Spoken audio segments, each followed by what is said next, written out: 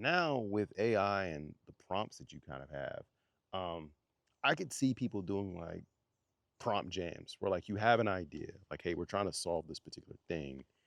Let's all kind of prompt engineer this together. This could be a terrible idea, but this is just one thing that I've been thinking about. Right. It's like, hey, we're doing this workshop, and I did this with I did this in the coffee shop with a buddy of mine because there's like this little app that I'm trying to build on the side.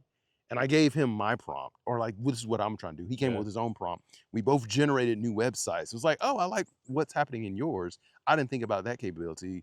Check out what I have here. And we were both able to kind of like adjust it a little bit and realize where some of the blind spots were in our prompt in what we kind of generated. That's cool. And so it was interesting. So I take that back to like whiteboarding, is that it allows everyone to kind of come into the room and kind of like jam together. AI doesn't quite allow for that yet. It doesn't allow for that yet, but it allowed for us to, using these particular tools, for us to like co-create together Right. in that way. And That so makes that's sense. that's one way.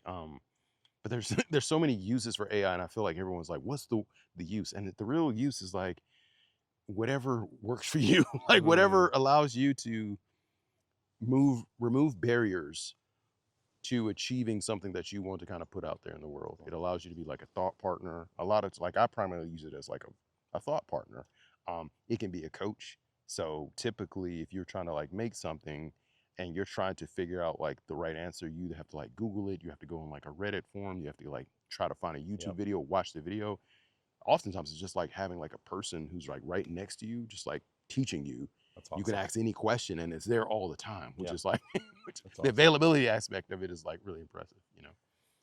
Tactical question for the audience. What are like the top three AI apps you've been using? Oh man, I use Cursor for a lot of prototyping when I want it to look a particular way, like when I want it to match spec.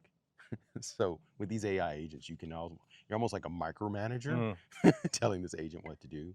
I found that Cursor AI, and there's some other, Windsurf I think is another good one. I haven't used it yet, but I found to be really good for pixel perfect design when you're building with hmm. AI. I found Lovable would be a great product if you're just trying to get something out the door and and build a product, ship it, Yep. and start like making money. Like I'm building a product on Lovable, and it's like we're moving like lightning fast. It's like this is amazing. Yeah. It doesn't look quite like I want it to look, but it Hmm. works. Like it's got the utility versus like I'm trying to also build the same app and Cursor has taken a whole lot longer. And this is like, and because it's being built that way, I feel like the product being built in Cursor is probably more robust and scales better. And it's like that's how you would actually probably build it versus Lovable. I have no clue how it's working behind the scenes. Um, those are my top two, and then just Chat GPT. Sure. Yeah. I'll add one. I do more service design probably than more the digital work that you do.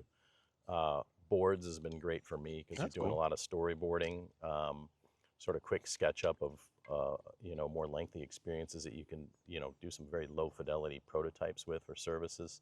How is AI changing the future of product? And I think Will had a really unique perspective. Yeah, I think some of it comes down to how you want to go about using your time, right? Um, we're in a space where AI can be used. You want to work with AI. You want to work with AI to do something that you enjoy doing. I might enjoy making music, and I might use AI to help me make music. I enjoy creating art. I might have AI help me create art. I enjoy writing. I'm writing a book. I'm writing a play, and AI is like helping me out. So it's like work with me, AI, and then there's like do it for me, AI. These are Hmm. things I don't enjoy doing, like file my taxes, or it might be something like, hey, I need to buy something off Amazon. Could you just order me some sunscreen, have it shipped to the house? I'm busy. I'm doing something else. So it's like it's an agent running in the background and it's just doing tasks for me that I don't want to be involved with, but it's just like stuff that needs to get done. And so I feel like those are like two pathways. And there's many others, but like those are two pathways that I think I've identified and like how AI will be used in product. So it's like with me and then for me. Yep. And then the other topic we discussed, again, super interesting, is AI. Let's say you got competitors out in the market, and they're using AI as well. They're tapping the same data essentially for their tasks. So you all could be spitting out the same solutions in theory.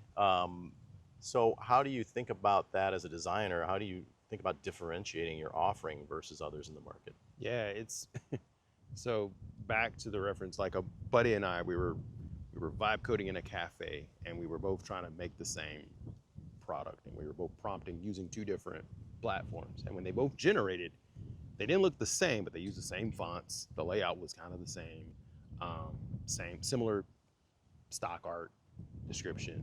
And so I was like, oh, you can clearly tell which things are AI generated. And so there's a whole lot of clones out there that all do the same thing. And it's just about like which one are you going to adopt, but they all work the same way and their websites all look very similar. So I think it kind of comes down to like, how do you differentiate yourself? How can you make your experience perhaps a bit more personable? Comes down to like taste. What are like the details that you've added to your product and your capability that make yours a little bit more delightful? Um, how can it be better utilized? So the product obviously needs to have like utility, but how can it kind of like resonate with your particular audience in that particular way to where you aren't just like a clone of like the next product that's out there?